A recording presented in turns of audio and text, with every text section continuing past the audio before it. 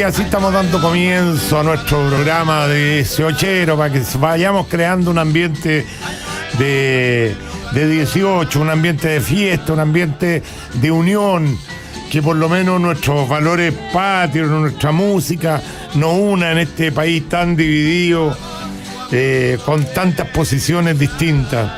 Así que le damos la más cordial bienvenida a todos nuestros auditores y ojalá podamos ir generando un clima de mayor acercamiento, a pesar de que todos hoy día tenemos posiciones y posturas muy fuertes con respecto a los temas, porque pareciera ser que ha llegado el momento de definirse, de las definiciones. Estamos con Magdalena Mervilaya al aire. ¿Cómo estás, Magdalena? Gusto de verte. Muy sonriente la veo. Muy bien, Chiquito, aquí estamos. Un bonito día. Saludos a todos los que nos están escuchando. Sergio Vitán nos va a acompañar en la segunda parte. Tenía un compromiso, así que no se va a incorporar en la segunda parte. Muy bien, yo partía diciendo que hay que generar un clima de unidad, porque estamos demasiado divididos los chilenos, estamos polarizándonos demasiado, los que somos más viejos que Magdalena, que la mayoría somos más viejos que ella, porque a pesar que es profesora de historia, es muy joven. Nos acordamos de ese Chile dividido, partido por la mitad, que finalmente terminó con el quiebre de la democracia. Yo siento que hoy día estoy olfateando cosas muy parecidas a lo que se vivía en esa época. No puedo entender todavía cómo gente que elegimos para regir los destinos de nuestro país, como son nuestros parlamentarios, no se puedan poner de acuerdo en condenar la violencia en toda su forma, sin matices. Y uno ve que hay un sector que cuando le puede pegar a Carabineros, le pega a Carabineros. Cuando puede defender a los delincuentes, los defiende. El senador Quintana, que ha sido presidente de un poder del Estado, que ha sido presidente del Senado, que diga que sí, que critica la violencia, pero el Estado no ha llegado a tiempo en la Araucanía y qué sé yo, eso es justificar la violencia. ¿Cómo va a ser posible que porque el Estado, para eso están ellos? Si esa es la labor de ellos, hacer leyes que de alguna forma el Estado cumpla con sus deberes y no condenar al Estado para justificar la violencia. Los parlamentarios parece que se olvidan que llevan mucho tiempo en política, ellos haciendo las leyes, y ahora quieren lavarse las manos y dar un paso al lado, echarle la culpa al Estado, echarle la culpa a la Constitución, echarle la culpa a todos, menos a ellos, que han sido los que han tenido que hacer las leyes. Entonces, de verdad, creo que ha llegado el momento de ponerse responsable. Ayer en la Cámara de Diputados se rechazó la idea de legislar para el tema de la defensa de la infraestructura crítica. O sea, no se pusieron de acuerdo con que Carabineros, que muchas veces está desbordado por esta masiva violencia, que puedan las Fuerzas Armadas controlar los puntos críticos. ¿Cuál es el problema de eso? ¿Cuál es el complejo que tienen? Estas Fuerzas Armadas no tienen nada que ver con las Fuerzas Armadas que gobernaron. Estas son Fuerzas Armadas profesionales, que están bajo el poder político. Sí, ¿cuál es el miedo que tienen? ¿Por qué le tienen miedo al orden? ¿Por qué le tienen miedo a que no haya delincuencia? ¿O acaso se sienten más cómodos gobernando con delincuencia, con terrorismo? Entonces, yo creo que ha llegado un momento que la ciudadanía saque a la pizarra a los políticos y les pregunten cuál es la dirección de su votación. Quería hacer esta introducción porque la verdad trato todos los días, digo, ya hoy día voy a prestigiar la clase política porque es necesaria, pero no tengo por dónde agarrarme, Magdalena. No es fácil. Bueno, pero la política siempre ha sido así en la historia. Cuando yo en el fondo enseño historia, la política es un poco el arte de lo posible y la lucha en gran medida por obtener, mantener el poder. Y esa lógica, cuando uno la ve en la historia, siempre muchos han renunciado a las convicciones y a las ideas por, de alguna manera, lograr ese poder, repartirse las cuotas de poder, porque ahí uno se da cuenta que hay ciertas coaliciones que tienen supuestamente ciertas ideas y de pronto aparecen cuadrados con otros, porque en el fondo esa jugada, esto es como un ajedrez, ellos ven que hay la posibilidad de poder repartir cargos. Lo que sucede es que a veces... Espérate, Magda, espérate un segundito, que parece que tu internet empezó a fallar un poquitito. Estamos tratando de mejorar la señal porque se empezó a ir de a poquito tu voz. A lo que me refería yo es que la oposición, para ser justo, y no todos los políticos, ayer rechazó la idea de legislar sobre infraestructura crítica, por lo que está dilatando la tramitación de este proyecto que ya lleva varios meses ahí encerrado. Yo no sé si vamos a poder hacer... Ahí estoy. Ya, ahí sí. Sigue, por favor, Magdalena. Sí, apagué la cámara. No, lo que estaba diciendo es que muchas veces, y seamos bien claros y justos, no son todos los políticos, sino que en general es la política y muchos políticos. Hay algunos que son estadistas, y los que son estadistas están pensando en el país y están pensando en el futuro y están pensando en la generación que va a venir. Pero la gran mayoría son simplemente políticos, no estadísticas. Y los políticos no están pensando en lo que va a venir, sino que están pensando en la próxima elección y en ellos mismos. Y básicamente podríamos decir que lo que tenemos hoy día en la clase política, y estoy de acuerdo contigo que desilusiona, es precisamente eso. Gente que está preocupada de ellos y de llegar a acuerdos políticos para lograr el poder y repartirse el poder entre ellos. Y lo más dramático de todo es que el sistema que tenemos, el sistema político, obliga a que cualquiera que quiera participar en la política tiene que participar en ese juego viejo y añejo de los partidos políticos.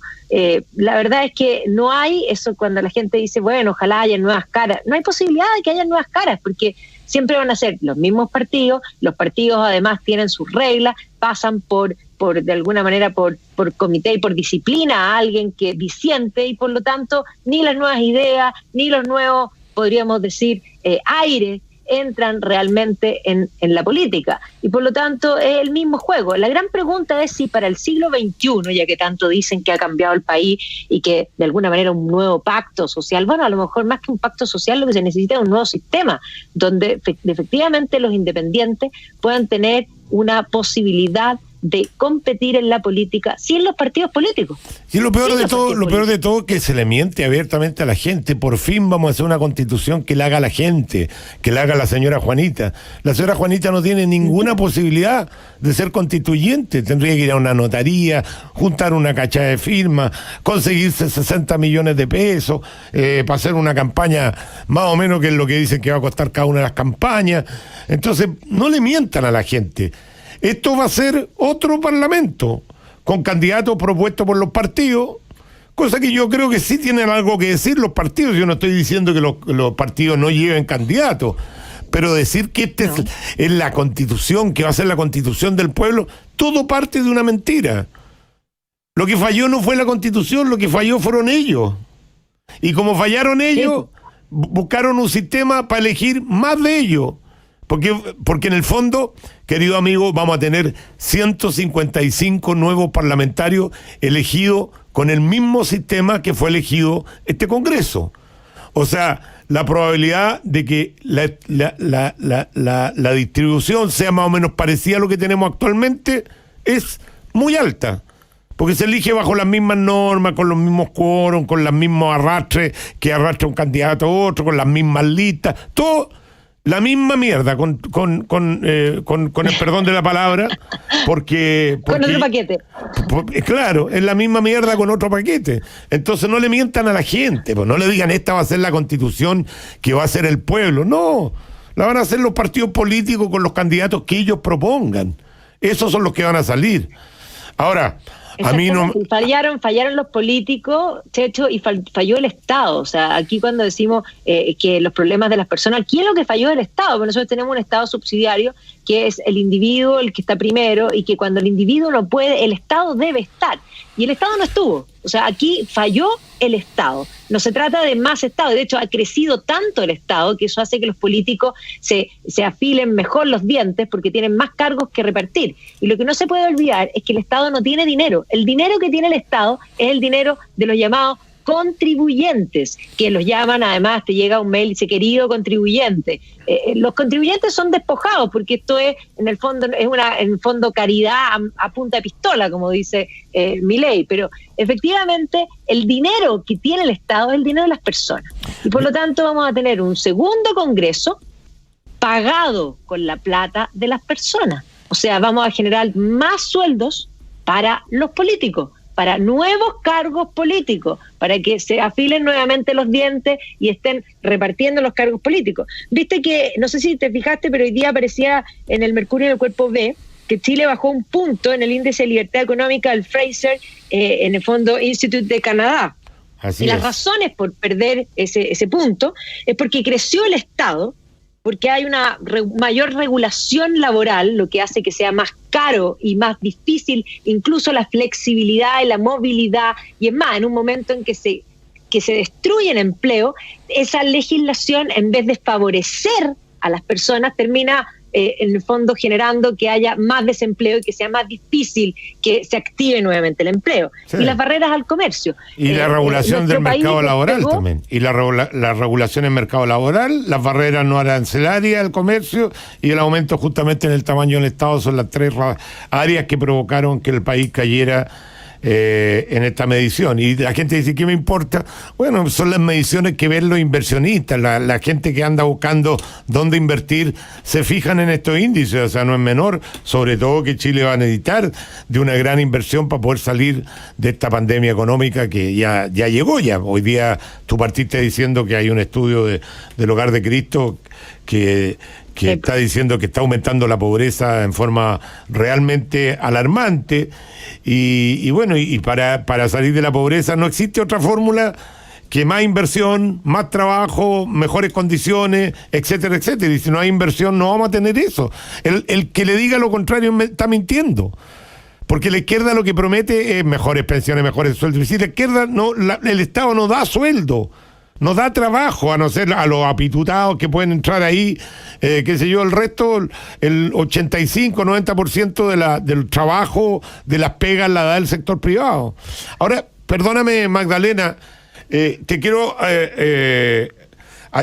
comentar que anoche yo estuve en el programa Síganme lo Bueno, y a propósito de esto que dices tú, que aquí ha fallado el Estado, yo tengo una visión un poquito más amplia de quién ha fallado. Yo creo que en general ha fallado la élite.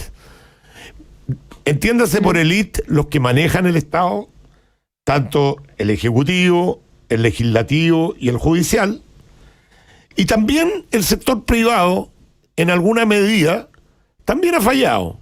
Creo que hay muchos empresarios que no han dado el ancho y no han entendido los cambios de relación, ¿no es cierto? No han entendido la diferencia del trato que tiene que haber hoy día. No han entendido y se han quedado en una relación más cercana a una suerte de esclavitud que de colaboración. Hace mucho rato que Chile entendió que entre los empresarios y los trabajadores, para que funcionara el tema, tenía que haber un espíritu de colaboración, más que un espíritu de lucha de clase, y así funcionó bien y así anduvo bien la cosa. Hay muchos empresarios que tampoco entendieron eso. Pero aquí, perdona que yo te diga, pero los tres poderes del Estado no han dado el ancho. Hemos tenido en el último tiempo un ejecutivo débil, reconociendo que hoy día en el mundo es mucho más difícil gobernar. Hemos tenido un parlamento, a mi juicio, de los peores que hemos tenido en la historia. Hemos tenido un poder judicial corrupto, sesgado, ¿no es cierto?, que sintiéndose un poquito como superiores a los demás, haciendo unos fallos que no los entiende nadie, condenando a los policías, dejando libre a los delincuentes, una cosa de agarrarse la cabeza, y ahí siguen los jueces que fallaron así, sin ninguna consecuencia. Entonces yo decía que mi teoría es que va a pasar, que va a llegar un momento que va a salir no 1 millón de personas, van a salir 15 millones de personas a la calle a decir que se vayan todos, porque ese riesgo es un riesgo latente, es un riesgo que tenemos hoy día en el país. La gente no se agarra la cabeza. Mira, te voy a echar una revisante y ir a la pausa de algunos titulares que yo tenía aquí descritos. Senado aprueba visa consular para oportunidades laborales. La mayoría de la gente está diciendo, oye, cuidemos un poquito lo de la inmigración, ahora que vamos a tener problemas de pega. Bueno, van en dirección un poquito distinta, por decirlo de alguna forma. Cámara rechaza reajuste de salario mínimo. O sea, ¿alguien de verdad racional cree que hoy día están los momentos para subir los salarios? Cuando se han perdido... O sea, con suerte podemos mantener los empleos. Con suerte podemos mantener los empleos y quieren subir los salarios. O no entienden nada cómo funciona la cosa, o es mala leche nomás. Entonces van en contra de la racionalidad. O entienden muy bien. Y lo que quieren provocar es precisamente mayor desempleo para que haya más problemas sociales, para poder generar los cambios que les convienen a ellos, para afilarse ellos los bigotes. Eso es. Déjame seguir. Cámara rechaza proyecto de reajuste de salario mínimo. Ese lo dijimos. Perdón. Se entrampa la idea de postergar elecciones regionales. ¿Alguien cree que es lógico elegir gobernadores si todavía no sabemos cuáles van a ser las obligaciones, las potestades que van a tener esos gobernadores? Estamos atrasados en esa ley y algunos dicen, no, elijámoslo igual. El tema es crear puestos para los políticos. Va en contra de lo que piensa la gente.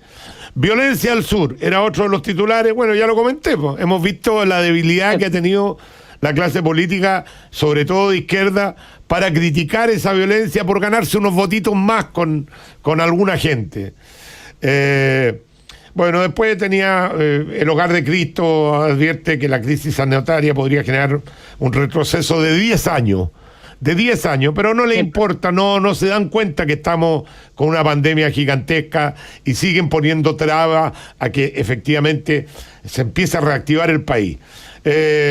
Bueno, podría seguir, pero todos los titulares tienen que ver, al final de cuentas, con que toda esta élite no está dando el ancho. A la vuelta de la pausa, le doy la palabra a Magdalena.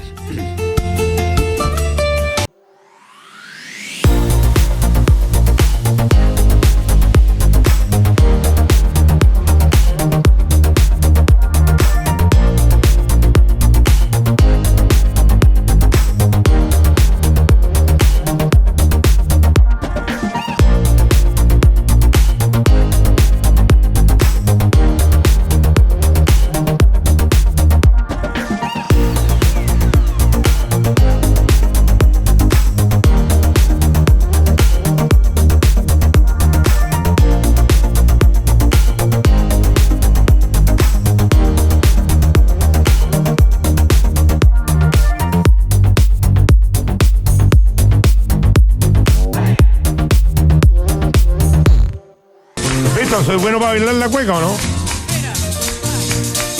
Depende cuánta chicha tenga en el cuerpo. Mira qué buena respuesta. Ya. Magdalena, yo te había dado algunos titulares de los que estaban hoy día y claro, y ahí uno se va dando cuenta que en todos ellos lo que falló no es el modelo, como dicen, no, son la elite, la clase dirigente, la clase que manda. No han dado el ancho, definitivamente. Esa es mi percepción. Sí, pues, precisamente no han dado el ancho. Y a esto yo le agregaría un dato más que no agregaste tú, que es, aparte de los gobernadores regionales y las elecciones, es más, los políticos hoy día, frente al aumento nuevamente de casos de COVID y que deciden que para el 18 nadie puede salir, y además con unas reglas tan curiosas, porque los memes de si puedes invitar 2, puedes invitar 3, pero si hay 4 en la casa y entonces sale uno, está como, da risa. Pero claro, ahí nos encierran, pero en un mes más van a estar todos felices que todos salgan al mismo tiempo, en todas las micros, a votar a las elecciones, y ahí ya no hay riesgo. ¿Por qué? Porque políticamente les conviene. Entonces, hasta la salud la manipulan políticamente. Entonces, a mí me parece impresionante. O sea, realmente, ¿cuándo vamos a pensar en el concepto del bien común? Porque el bien común, y no solamente el bien común, sino que el sentido común, dice que octubre es imposible que tengamos una elección. Como también el sentido común dice que en abril es imposible que tengamos una elección de gobernadores que no sabemos ni para qué atribuciones van a tener. O sea, aquí ¿qué es primero? El huevo, la gallina, cómo vamos ordenando las cosas. O sea, hay que realmente tener más o menos las reglas claras. No podemos invitar a jugar un juego a alguien si no tenemos las reglas. O sea, ¿cómo vamos a jugar fútbol si no supiéramos cómo son las reglas? Hacia dónde se hacen los goles, cuando uno incluso en el fondo está offside. Para eso están las reglas y entonces sí se pueden jugar los juegos. Aquí quieren jugar un juego sin poner las reglas, vamos haciendo en el camino, así como Machado o Jean Manuel Serrat, ¿no es cierto?, que lo toma después, haciendo camino al andar, pero con el bienestar de las personas, no. Yo la verdad que no logro entender. Ahora tengo claro que ya el tema del plebiscito lo van a hacer igual, entonces sí. Yo prefiero no decir, oye, posterguémoslo porque no faltan los que dicen, no, quieren... Ya hubo uno que dijo que el ministro quería hacer volver a los niños al colegio para que se infectaran y no hubiera plebiscito. O sea, hasta ese nivel de pensamiento existe. Entonces prefiero yo decir, ya, el plebiscito va a ser... lo que yo creo que hay que hacer, y vuelvo a insistir, es poner un patrón, un índice. Señores, si estos son los parámetros que existen el primero o el, no sé... 30 días antes, no se hace el plebiscito si esos parámetros están más malos del parámetro que fijamos como límite, y si no se hace, así es fácil, cosa que no tenga que tomar la decisión alguna autoridad que le van a implicar todo tipo de intenciones más que fuera de la salud. Entonces que no se pongan de acuerdo antes. Yo creo que es la única forma de solucionar aquello. Porque yo tengo claro que el plebiscito se va a hacer igual, entonces ya es mejor ponerse de acuerdo. Estás como duplicado, Checho, ahora. Sí, lo que pasa... Espérate un segundo, es que abriendo el computador tu imagen para mirarte. Es que no estoy, porque me apagué la cámara para que se escuchara bien. Pero si de repente la puedes volver a prender, si lo que pasa es que de repente se colapsa la internet de tu casa, por ejemplo, hay mucha gente conectada en el sector y claro, y falla, pero después vuelve de nuevo, tiene eso alto y bajo. ¿Cuántas veces uno está viendo una película en Netflix y se queda pegado? Porque la internet del barrio anda malo. Así es. Así que... Exactamente. Te escucho. Ahí volví. Ya, ahí sí. Ahí volví. Sí. Ahí volví con cámara, que estaba tratando de ver cómo se prendía la cámara, porque uno se conecta por tantos sistemas distintos. Una de las cosas increíbles como hemos aprendido a navegar en distintos sistemas, todos tienen alguna cosa en común, pero tienen cosas distintas. De pronto, no digo que seamos expertos, pero este mundo que era totalmente ajeno a nosotros pasó a ser algo cotidiano y algo permanente. Tú hablabas de la necesidad, y yo creo que es necesario para muchos sectores volver en el fondo al colegio porque se van a generar unas brechas importantes, pero tal vez lo que hay que hacer es perfeccionar la internet para poder permitir que estos sistemas sean realmente accesibles a todos los sectores, porque si eso fuese así, bueno, podríamos no necesariamente volver al colegio físicamente, porque esto es bastante eficiente. A ver, déjame leer un mail que no empiezan a llegar mail. Dice: la rabia de la gente. Sergio Irane, buen día. He estado por mucho tiempo informándome acerca de todo lo ocurrido post golpe militar, y a nivel macro fue tremendo lo que los militares hicieron a la gente de izquierda. Si comentamos algunos casos en particular, una mujer a quien le apresaron, torturaron, mataron y desaparecieron a 5 miembros de su familia, esa madre, esposa, abuela, lo más probable se muera sin saber de sus amados. ¿Cómo puede borrar la rabia de esas personas?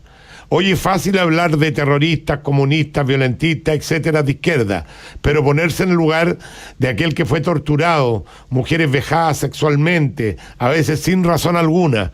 Sergio, es muy fácil abanderarse sin haber sufrido lo insufrible. Esto da para mucho más, pero...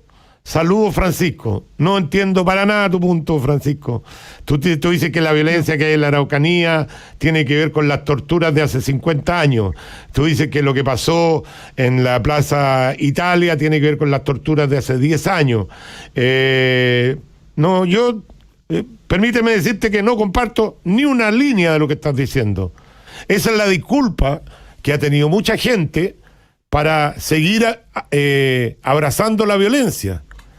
Pero si los gobiernos de extrema izquierda que gobiernan en el mundo han llegado a través de la violencia, y los que no han llegado a través de la violencia han llegado a través de votaciones truchas y finalmente coaptan a los que tienen autorización para tener el uso de las armas, como son los ejércitos, y finalmente se apernan en el poder por mucho tiempo. Así que de verdad, Francisco Valle, trataste de meter una galletita, pero yo por lo menos no te la voy a comprar. Porque si tú me dices que lo que no, está... además que hay una cosa bien importante, que uno no puede justificar la mala acción con el sentimiento que se tiene. Eso puede explicar el por qué actuó mal, pero lo malo, la actuación mala está mala igual, independiente de cuál sea el sentimiento que la produce. Es más, cuando uno piensa, por ejemplo, voy a dar un ejemplo distinto para que podamos comprender, pero al final de la Segunda Guerra Mundial, los ingleses tenían mucha rabia de haber sido bombardeados constantemente en todas sus ciudades. Y cuando la guerra ya estaba prácticamente terminada, decidieron hacer incursiones sobre las ciudades alemanas y bombardearon todas las ciudades alemanas al final de la guerra, con rabia, por supuesto, con mucha rabia. Eso explica humanamente el por qué lo hicieron. Pero eso no justifica haber bombardeado todas las ciudades donde habían civiles, mujeres, niños, y por lo tanto la revancha nunca va a justificar, la acción. La acción es mala, el crimen es crimen, y da lo mismo, en el fondo, de que cuál sea la causa. Y en el fondo, claro, eso justifica que el robo puede estar justificado porque tengo hambre. No, el robo no está justificado. Ahora, se entiende que alguien lo haga, pero claro, eso podrá ser un atenuante al momento del juicio, pero el crimen es crimen.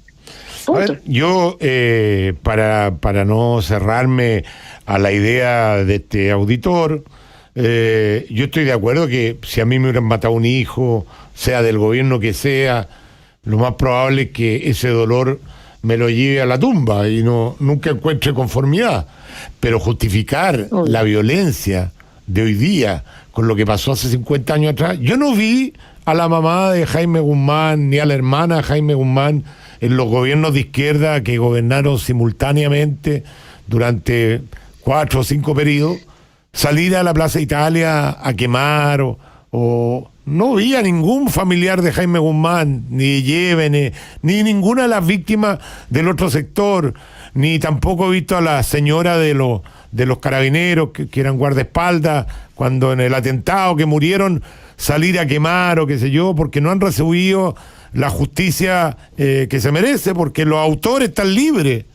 En el caso de los militares, la mayoría de los militares comprometidos en temas de violaciones a los derechos humanos han pasado el resto de sus vidas en la cárcel y en condiciones realmente, o sea, ancianos de 80 años que mueren esposados. Yo no veo ningún terrorista de los que han matado para el otro lado preso, y tampoco veo a los familiares quemando cosas. Entonces, por eso que creo que lo que dice el amigo no tiene ningún sentido. Simplemente quiere meter un panfleto, como lo hace siempre, y yo vuelvo a caer, porque como no leo antes los mails, los abro y los leo, y vuelvo a caer. El tonto soy yo, si esa es la verdad. Porque ese es un panfleto, eso no responde a ninguna realidad. Ya. A ver, veamos Ben Moore. Estimado Checho, con respecto a los argumentos esgrimidos para la campaña del rechazo, creo que falta aterrizar la argumentación a aquellos factores que nos afectan directamente a los chilenos. En ese sentido, creo que uno de los temas más candentes dice en relación con la propiedad de nuestros fondos previsionales. Te aseguro que si advertimos que estos fondos corren serio riesgo de nacionalizarlo, es decir, de arrebatarnos nuestro ahorro, vía nueva constitución. Un abrazo, Benjamín Muñoz. Tiene razón Benjamín. La gente normalmente vota harto por el bolsillo. Cuando le tocan, es bueno para hablar, pero cuando le tocan su propio bolsillo, sí, no más FP, que el Estado, más, qué sé yo. Pero cuando le dicen, usted quiere que el nuevo 6% vaya a su cuenta individual, o quiere que la administre, no, a mi cuenta individual. Tiene razón Benjamín, que habría que agregar elementos más como que se llama más realista. Más concreto. Sí, más sujeto. A ver. Más concreto. Pero ahí hay que comprender también que el retiro del 10% tenía un objetivo, porque mucha gente retiró todo lo que tenía, y por lo tanto muchos que quedaron sin nada, bueno, hoy día ya no tienen ese sentimiento, y por lo tanto la opción de vociferar por repartamos lo que es del resto, y que el resto ahora son menos, evidentemente crece. Así que fue muy estratégico. Sí. Igual ahora hay una moción para retirar otro 10%, con lo cual ese monto, digamos, de gente que ya no tiene nada que perder, aumenta. Porque en el fondo siempre el objetivo ha sido, digamos, tomar toda esa plata que está guardada. Y si me preguntan a mí, yo no era partidaria de retirar el 10%, pero evidentemente que sí, lo voy a retirar, ni siquiera porque lo necesite, lo voy a poner en otra cosa para mi futuro, por supuesto, porque para eso es. Pero para evitar que si se produce el zarpazo, y en la historia se ha producido muchas veces, Checho, esto no es la primera vez, si se produce el zarpazo, al menos quedarme con algo. Bueno, yo lo he dicho en todas las entrevistas que me ha tocado dar en estos días, que si me permiten sacar el 100%, yo saco el 100% al tiro. No tengo ninguna confianza, como la tenía antes, que esos fondos van a estar como estuvieron, porque la gente se le demostró que ahí estaban. Y que había generado rentabilidad. En el caso mío, yo lo digo, yo no pude ahorrar mucho los últimos 12 años porque tuve una persecución que todo el mundo conoce. Entonces tenía como 80 millones, de los cuales 21 lo había puesto yo y 50 y tanto me lo había puesto la AFP con su rentabilidad. O sea, yo personalmente, racionalmente, o sea, reconociendo que las pensiones son bajas y no ha funcionado bien el sistema, porque finalmente el objetivo del sistema es dar buenas pensiones. En general da malas pensiones a la gente que no tuvo la capacidad de ahorrar, pero decir que la AFP no hicieron su trabajo o no le dieron rentabilidad al dinero es una falacia, porque si está la evidencia ahí, están los números ahí, pues. Es cosa de ver cuánto puso uno y cuánto hay de rentabilidad. Checho, hay un informe. Sí, hoy día hay un informe que hizo la Federación de Administración de Pensiones que cuenta en el fondo que por una parte Europa está avanzando hacia el ahorro individual y que Latinoamérica está tratando de avanzar al reparto, o sea, vamos al revés. Claro, ellos hicieron el reparto primero, quebraron, porque están absolutamente quebrados, y eso ya es imposible. O sea, esta idea de ofrecer estos derechos sociales, que claro, suena muy bien, démosle salud, démosle en el fondo pensiones, démosle educación, para todo, pero viene la gran pregunta, que no es una pregunta que dé lo mismo, no da lo mismo. La pregunta es, ¿quién paga? ¿Cómo pago? Ya, cuando nosotros tenemos un presupuesto en la casa, nuestro presupuesto es mensual para todas las cosas que tenemos que pagar. Tenemos que pagar luz, tenemos que pagar agua, tenemos que pagarla por una parte todas las cuentas, tenemos que pagar la comida, y ahí uno va priorizando en qué gasta y qué no. No hay plata para todas las cosas al mismo tiempo. Bueno, igual que en una casa, así funciona un país. Entonces la gran pregunta es, bueno, perfecto, ya le damos a todo, ¿y ahora cómo pago? Subo los impuestos. Bueno, ¿cuánto puedo subir los impuestos sin que la gente que tiene que pagar esos impuestos decida que se tiene que ir? ¿Cuánto le puedo subir los impuestos y cambiarle las condiciones a las empresas sin que las empresas digan me voy a ir? Lever se va. Unilever se va, deja de producir aquí. Producía aquí, generaba empleo, ahora se va a ir a Brasil porque tiene mejores condiciones. Entonces, ahí hay un equilibrio súper delgado, que lo que puede hacer es que al final todos sean simplemente promesas. En el caso de los estados europeos, prometieron mucho, entregaron mucho y quebraron, y por lo tanto podríamos decir que las generaciones que estaban cobrando ahora hipotecaron el futuro de las generaciones jóvenes, que además son menos que en el fondo los mayores, porque los sistemas de reparto funcionan cuando hay más jóvenes y hay pocos viejos, pero cuando la gente vive más y además nace poca gente, eso implica que es insostenible, y por lo tanto ellos han avanzado a el ahorro individual, diciendo miren que era buena idea, y era buena idea. Buena idea. No te imaginas el gusto que me da escuchar una historiadora que además sepa de economía, porque la verdad eres muy clara para explicar lo que la gente tiene que entender. Si esto no es voluntarismo, no es, oye, vamos a sacar más plata de acá, vamos a subir los impuestos, como siempre quiere la izquierda, subir los impuestos. Bueno, cuando suben los impuestos, cuando empiezan las negociaciones de mejores sueldos, cuando los sindicatos presionan, bueno, hoy día hay empresas que están tomando la decisión, ¿sabes que yo en estas condiciones no puedo seguir? Así que cierro nomás, cierro. Y así funciona. ¿Y quién lo va a obligar a seguir? Cierra porque no tiene la capacidad de pagar lo que le están pidiendo y se van del país. Déjenme incentivar antes de ir a la pausa con las payas, que por aquí dicen, por pandemia me encerraron y mis planes se arruinaron. Yo quería disfrutar, divertirme sin parar. Mi ilusión no está perdida y lo digo con razón. Se me hincha el corazón porque tengo la preferida. Muy bien. Vamos a la pausa. ¡Qué buena!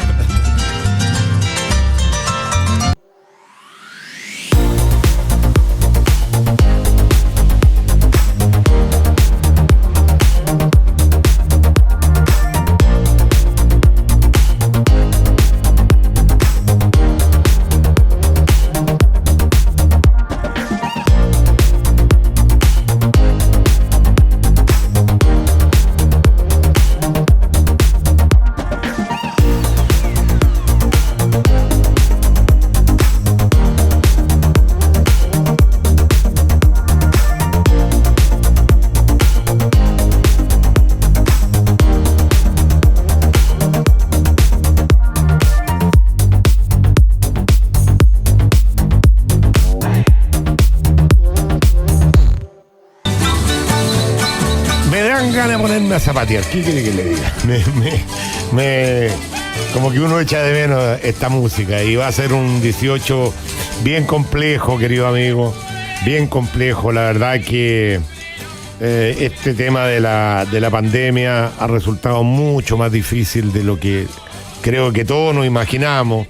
Es cierto que uno de alguna forma ha dicho, oye, abran un poco el cuento, no podemos tener encerrada a la gente, él tiene que volverse a activar la economía y qué sé yo, pero vemos como cada vez que la autoridad suelta un poquitito, empiezan a aumentar los rebrotes y de verdad que hay dos cosas que yo quiero que pasen luego, la pandemia y el plebiscito, porque son dos cosas que nos tienen frenados para poder hacer nuestra vida normal, para seguir desarrollándonos, para seguir creando puestos de trabajo, para que la gente que más está sufriendo en esta pandemia, que son los más vulnerables, puedan volver a tener una vida razonablemente decente. Entonces, la invitación, por cierto, es a cuidarse, ¿eh?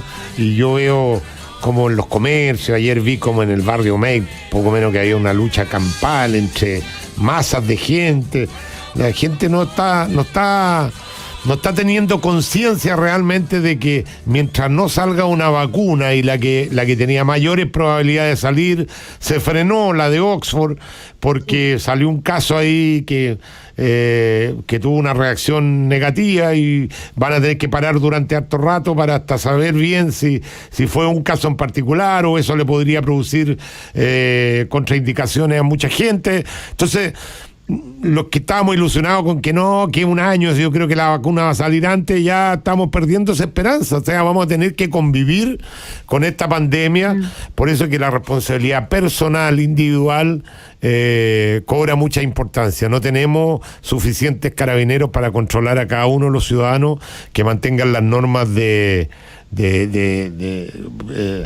salud necesarias para la pandemia. Vamos a escuchar a la gente y seguimos conversando con Magdalena Mervila. En Conectados, dígalo en 30 segundos. Buenos días, Sergio. Un desastre San Ramón, ¿qué te puedo decir? Un completo desastre. Tienen contratada gente con antecedentes penales. ¿Hasta cuándo? ¿Y la gente de bien? ¿Qué pasa? buscando oportunidades, tratando de sacarse la mugre para ganar algo de plata. Sin comentarios, Bascuñán Guerrero en Estación Central. Mal la fiscalización, Carabinero no haciendo nada. Qué triste es ver cómo la muerte de un joven asesinado por los que han quemado, por los que han robado, no es siquiera motivo de una palabra de la gente de izquierda. ¿Por qué? Y siempre con justificaciones. Esa misma gente es la que redactaría una nueva constitución. Ellos necesitan una nueva constitución. ¿Para qué, Cecilia Leite? Hola, Checho y Magdalena. Respecto a tu introducción, Checho, la extrema izquierda reina en el caos, vive del caos. Por eso que no quieren orden, porque es ahí donde reinan, donde tienen el narcotráfico, donde dependen de ese tipo de cosas. Un saludo, Alberto. Si el señor Jadwe quiere gobernar el país como ha gobernado la municipalidad de Recoleta, invito a todos a visitar los alrededores de La Vega, los alrededores de muchos sectores de Recoleta donde la miseria ha ido en aumento día a día desde que este alcalde se hizo cargo. ¿Por qué? Porque necesita la miseria para poder mantener el poder. Checho, no te tiene que extrañar que la extrema izquierda nunca legisla en materia de seguridad. Te recuerdo que el chavismo en Venezuela corrompió a las policías y hoy en día son delincuentes disfrazados de policía, la fuerza de seguridad de Venezuela. Así que no te extrañe esto y ojo con que algún día Jadwe pueda ser presidente porque le va a hacer exactamente lo mismo a Carabineros. Oye, estuvo bien mencionado Daniel Jadwe. Yo quiero comentarle que ayer tuve un intercambio de audios con él a raíz de otro tema que no vale la pena mencionar acá, de una invitación que le hice. Y me dijo que yo lo había tratado muy mal, entonces que no aceptaba mi invitación. Quiero decir públicamente que si bien es cierto yo soy muy apasionado para criticar a la extrema izquierda porque no comparto prácticamente nada de su pensamiento, son muy pocas las cosas que uno puede, solamente las buenas intenciones de un mundo mejor o qué sé yo, en el mundo de la utopía. Pero yo nunca he ofendido a Daniel Jadwe. Nunca lo he tratado mal a él como persona. Mi crítica siempre es una crítica política. Y quiero dejarlo súper claro. Y si efectivamente alguno de mis comentarios con respecto al Partido Comunista, que yo no estoy de acuerdo para nada, jamás votaría por un comunista, no es que me esté dando vueltas la chaqueta, siempre tienen que ver con el plano ideológico y no con el plano personal.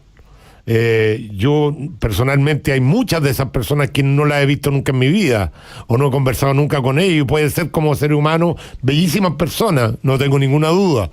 Aquí lo que se hace es una crítica política y no una crítica personal. Yo, por lo menos, me hago responsable en mi acto y si efectivamente en algún momento se me ha pasado la mano porque yo soy apasionado, soy sangre caliente y he dicho algo que se puede haber interpretado como una ofensa personal, pido las disculpas públicas porque no es mi sentir, no es la forma que a mí me gusta comunicar ni hacer comunicaciones. Quiero dejarlo en claro a propósito de estos ¿cómo que se llama? WhatsApp. Y comentar el de Cecilia Leighton, que lo encontré muy atingente. Sí. ¿Por qué este joven que murió es menos que Catrillanca, que lo condenamos con toda la fuerza? El asesinato de Catrillanca o el evento que produjo la muerte de Catrillanca, hasta que no termine el juicio hay que ver bien qué pasó ahí. Hay que condenarlo con la misma fuerza que la muerte de cualquier joven. Un joven de 21 años que está empezando su vida no merece perder la vida. Y creo que la condena tiene que ser transversal. Y estoy de acuerdo con acuérdense el revuelo. Hoy día le dije a uno de mis periodistas, búscame el nombre del joven, porque yo soy malo para los nombres. ¿Cómo se llama el joven que murió? Moisés Orellana. Ya, pero si tú te pones a buscar en internet atentado, te cuesta para encontrarlo. En cambio, pon la palabra atentado en la Araucanía y te sale Catrillanca en 500.000 artículos. Entonces, ¿por qué le damos importancia a una muerte de una determinada? Mucho más así, sí, porque uno fue de mano de agentes del Estado y el otro de terroristas y son dos cosas totalmente... No. La condena a la violencia tiene que ser transversal, venga de donde venga. Si eso invento de un grupo de gente a la izquierda que los derechos humanos son solamente cuando los violan agentes del Estado, es un invento de ellos. ¿De dónde sacaron esa cuestión? Si los derechos humanos son inertes a la persona y los tiene cualquier persona y lo viola cualquier persona o cualquier institución, los puede violar. Así que a mí no me vengan con cosas. Magdalena, tú un minuto antes de ir a las noticias. O sea, totalmente de acuerdo. Yo creo que la vida humana vale siempre. Y ahí está el gran punto de la instrumentalización política respecto a los derechos humanos. Porque la lógica que se tomó respecto a eso es esa división que se produce ya desde la Revolución Francesa en definir que el que piensa como yo es pueblo. Y el que no piensa como yo es no pueblo. Y ese que es llamado no pueblo porque sus ideas son distintas, bueno, a ese literalmente en la revolución había que matarlo. ¿Ya? Y básicamente eso hace que algunas vidas sean justificadas de eliminar por causa. Y eso a mí me parece insólito. Ninguna vida tiene ninguna justificación. Entonces, yo creo plenamente en los derechos humanos, pero tienen que ser para todos lados. No puede ser que sean considerados solo para un lado. ¿Cómo va a ser posible que hoy día la gente diga, no, que terrible, el nacionalsocialismo fue algo terrible? Y fue terrible, estoy totalmente de acuerdo. Y es una vergüenza ponerse una suástica. Pero igual de terrible y más terrible en número ha sido el Partido Comunista en la historia. Pero sin embargo poner una hoz y el martillo es lo más, digamos, fantástico que puede existir. No, pues no es fantástico. No es fantástico. 150 millones de muertos en la historia no es fantástico. No hay orgullo. Debiera dar vergüenza. La hoz y el martillo deberían estar proscritos igual que la suástica. Porque además son bichos muy parecidos. Tienen más cosas en común que cosas en contra. Muy bien. No puede ser. Tenemos que ir a las noticias. Vamos a volver con Magdalena Mervilá, que ha estado brillante a mi juicio en su comentario en el día de hoy. Vamos a la pausa y regresamos.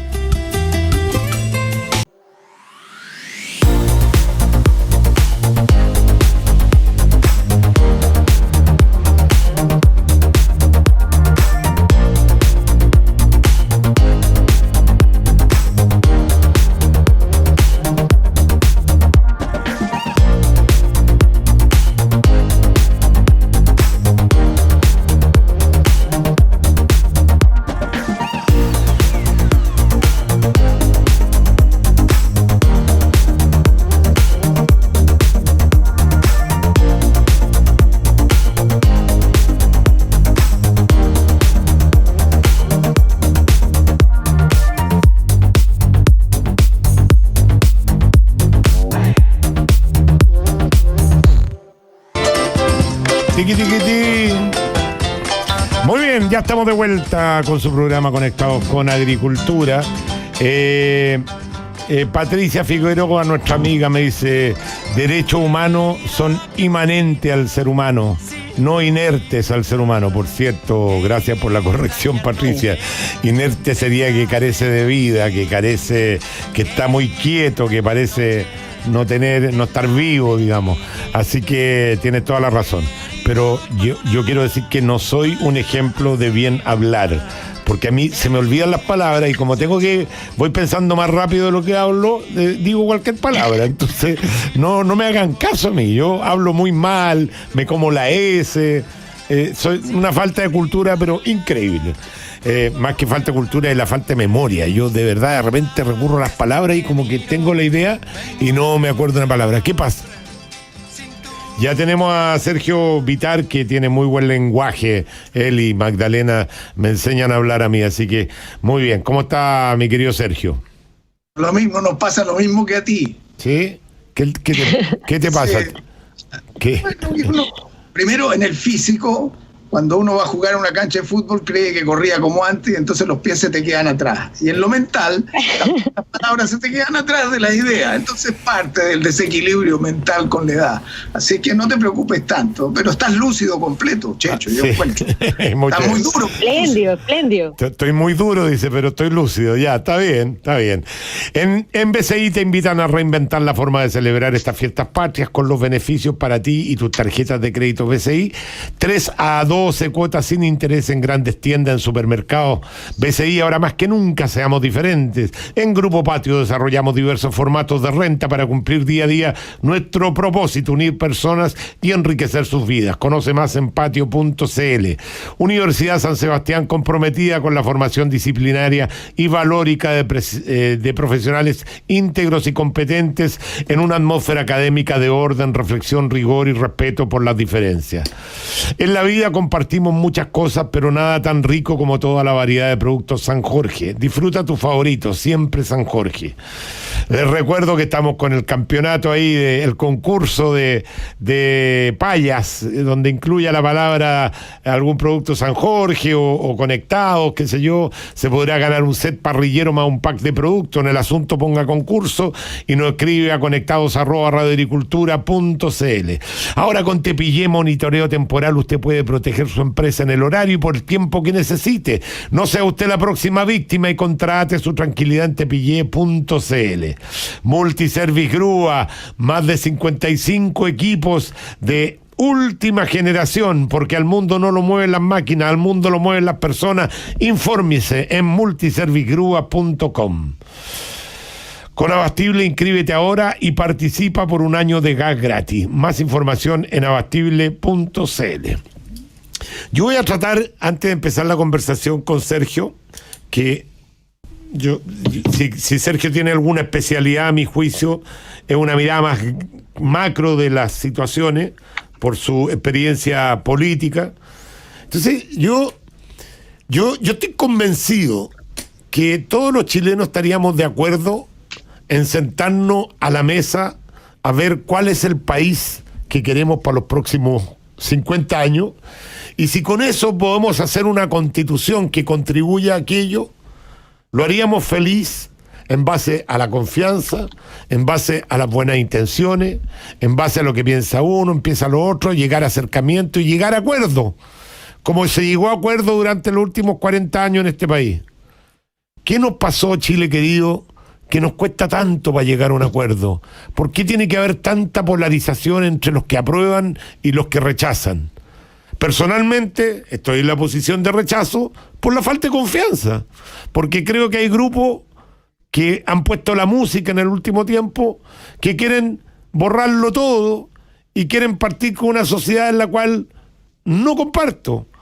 Y hay otros que dicen, pero eso es una exageración, porque Chile siempre ha sido moderado, qué sé yo. ¿Cuál es la visión de Sergio Vitar? ¿Qué le falta a Chile para volver a llegar a esa época gloriosa de los acuerdos, donde Chile tuvo su mejor nivel de desarrollo en la historia? Eso nadie lo puede dudar. Podrá haber alguno que dice, no, que los ricos, que el chorreo, que a mí no me llegó nada de eso. Eso es pamplina. Habrá gente que obviamente habrá quedado un poco más postergada, habrán algunas desigualdades, pero decir que este país no se desarrolló espectacularmente es negar una realidad que está ahí frente a nuestros ojos. Entonces, ¿cuál es la receta, Sergio? Tú eres una persona que discrepamos de algunas ideas, pero una persona que se puede conversar porque es una persona moderada.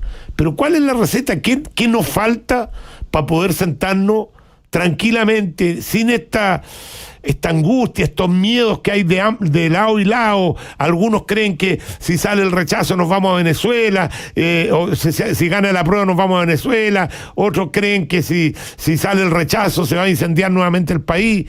Y yo creo que ninguna de las dos opciones debería ser la que nos impida. Me gustaría conocer tu opinión. Yo comparto tu última afirmación. Yo creo que esas son dos posiciones que extreman y que salen de lo que es la mayoría nacional, pero que generan temor y generan frustración. Acabo de terminar y por eso me atrasé en ingresar a esta reunión, en un evento internacional que estaba una vicepresidenta de Colombia, estaba un embajador de Argentina, mi amigo Andrés Velasco desde Inglaterra, y la pregunta que nos hacían es ¿cómo vamos a fortalecer la democracia en América Latina y cuál es el cuadro internacional que vamos a tener que ver, de deuda externa, por ejemplo, de desacuerdos en materias de la Organización Mundial de la Salud y los acuerdos en materia de medio ambiente? Y en todos el tema era, estamos fragmentados los latinoamericanos, no tenemos posturas comunes y dentro de nuestros países la magnitud de la crisis también nos lleva a al temor a la parálisis. Se habló del temor, se habló de la polarización. O sea, estamos enfrentando un tema general. Yo lo digo porque tenemos que ubicar la situación chilena en un cuadro un poco más amplio y ver cómo nos vamos a mover. Ahora, dicho eso, el punto clave que se observa en todos los países es que cuando tú tienes un acuerdo básico, aunque sea mínimo, pero en que vamos a decir estas son las normas para estructurar una democracia, esto es lo que vamos a hacer en un pacto social para generar más igualdad, esto es lo que vamos a ver en materia de crecimiento económico con más innovación y tecnología, en fin, algunos puntos, no digo todos, y en los demás aceptar que haya el debate democrático. Si no tenemos eso no vamos a poder salir bien. Y yo dentro del pesimismo que hay en general, veo que hay condiciones para crear una base. Y eso supone fortalecer la democracia. Y yo no le tengo miedo al tema, no solo no le tengo miedo al plebiscito, estoy convencido de que si lo hacemos bien y elegimos bien a los constituyentes y hacemos una discusión en serio, vamos a salir mejor porque toda la gente va a canalizarse hacia allá. Lo otro que quería decir solamente, yo creé, como tú sabes, hace un tiempo atrás, hace como 5 o 6 años, e invito a la gente que nos oye a poder participar también, el Consejo Chileno de Prospectiva y Estrategia.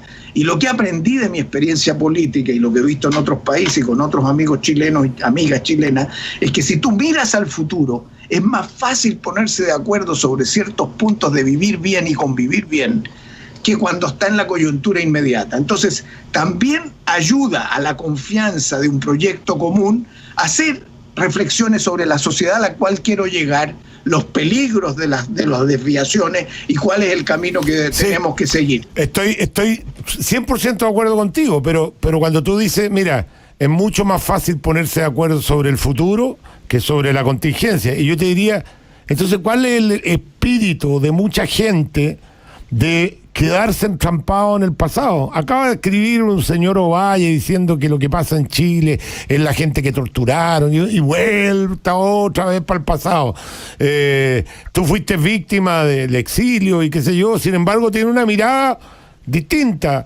Pero hay un grupo importante, Sergio, que tiene el ancla puesta en el pasado y que son los que están poniendo la música hoy día y que no dejan avanzar y que quieren y que añoran el modelo que existía en el pasado, un modelo que ya a todas luces ningún país desarrollado lo utiliza porque ha demostrado que no generaba las soluciones necesarias. Entonces hay una declaración de buenos principios en tu declaración, pero la realidad, tú te das cuenta que siguen habiendo gente que muchas veces se asocian con ustedes. Me refiero a la socialdemocracia en las votaciones, y esa gente no quiere ir para allá, entonces se asocia solamente por un interés eleccionario, por tener más votos o por juntarse para ganar una elección, pero tienen diferencias irreconciliables. Magdalena, tiene la palabra.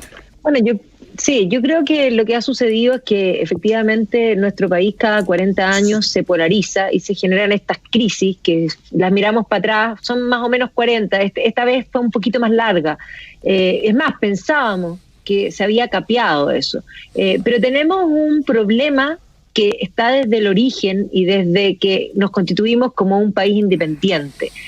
Nos constituimos como país independiente precisamente en un momento en que la ideología se puso sobre el mundo, o más bien empezó a soplar, podríamos decir, sobre el mundo. Y efectivamente la visión francesa, de esa visión de creer en el Estado como algo más importante, que el Estado debe estar en rigor sobre el individuo, esa falacia de que el Estado somos todos. El Estado no somos todos, son simplemente algunos burócratas.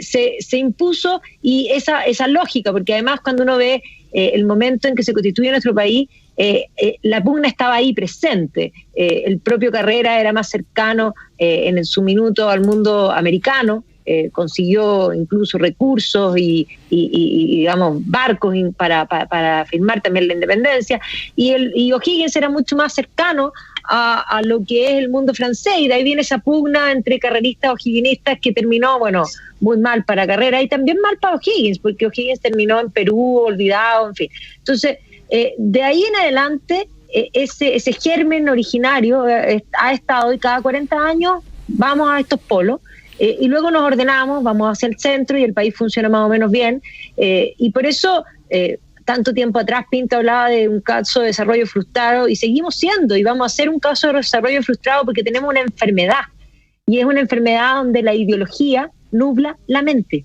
y eso es lo que está sucediendo ahora. O sea, a ver, hay algo claro. Sí, queremos un mejor país, bueno, las intenciones pueden estar, pero hay muchos que lo que quieren es imponer en el fondo una nueva realidad. Básicamente esa idea, y por eso es ideología, de instaurar el paraíso terrenal sobre la tierra, pero el paraíso terrenal no va a estar nunca en la tierra, y cada vez que se ha intentado hacer, ha sido nefasto, y no solo ha sido nefasto, hay algunos que se han dado cuenta que es imposible, y hablaron de utopía. Tomás Moro se dio cuenta que esto era utópico, Marx creyó que era posible, y es más, era científico, y ahí estamos, entrampados en las ideas. La gente dice, ¿qué importan los intelectuales? Sí. Los intelectuales importan todo. ¿Qué pasa, Sergio? Todo. ¿Qué pasa con ese centro de que habla Magdalena? ¿Desapareció? ¿Está mimetizado? ¿Está anulado por las posiciones más extremas? ¿Qué pasa? ¿Dónde está? Porque uno ve, por ejemplo, en las mismas candidaturas que ya empiezan a surgir como presidenciables, en las encuestas, no marcan las personas que han sido más moderadas, no hay gente, por ejemplo, de la socialdemocracia, incluso en la misma derecha, los más moderados de derecha, como que han ido saliendo de las encuestas, a excepción de Joaquín Lavín, que no me atrevo como que se llama a encasillarlo, porque no sé si es moderado, él mismo ahora parece que es socialdemócrata, entonces hay como dejándolo fuera él, como que hay un espacio ahí en el centro que se ha invisibilizado. ¿Qué crees tú que ha pasado ahí? Bueno, siempre hay en la historia mundial y en la historia nacional puntos de polarización y de choque. Por ejemplo, no estamos en Guerra Fría hoy día, pero estuvimos, y acuérdate que cualquier cosa que tú hacías a nivel nacional se interpretaba si ayudaba a la Unión Soviética o a Estados Unidos. Hoy día la polarización se ha desplazado y está puesta en términos de Estados Unidos y China. Ha salido un nuevo tema a nivel internacional que está en discusión desde Estados Unidos a todos los lugares del mundo, que es la desigualdad, la alta concentración del poder económico, y cómo hay gente que tiene muchísimo y otros que tienen hambre, y que una sociedad no puede convivir con esas diferencias. O sea, hay siempre polarización. Ahora mi pregunta es, en el caso chileno, la gente que está pegada a la dictadura o la gente que está pegada a la lucha contra la dictadura, ¿es mayoría los que rechazan al otro de manera tan radical? Yo creo que no. Creo que lo que hemos avanzado da pie para una postura en que podamos hacer democracia social, avanzar a más igualdad, hacer mayoría y respetar ciertas normas de libertades personales y de equidad personal. Entonces, yo me apuesto a esa. Porque si en política tú te dejas llevar solamente por las posturas extremas, que además son noticias, las otras no son noticias, no puedes avanzar. Y en ese sentido, entonces, en la discusión que hacíamos hace un rato, o en esta otra debate que te mencionaba, yo ponía como ejemplo, a ver, vamos a poner consensos básicos. Podemos llegar a ciertos acuerdos en los siguientes temas. El acceso digital universal para todos los chilenos, gratuito. Sergio, perdona. Me parece súper interesante que hagamos una lista de los posibles acuerdos a la vuelta de la pausa, porque me parece interesante. Yo primera vez que empiezo a escuchar a alguien que hable de contenido en lo que tiene que ser esta nueva constitución, porque al final de cuentas todos hablan que hay que aprobar, hay que rechazar, que vamos para Venezuela, que el rechazo va a provocar incendios, que la gente va a ir a votar por miedo, pero nadie habla de los contenidos. Interesante ejercicio a la vuelta de esta pausa con Sergio Vitar y Magdalena Mervila.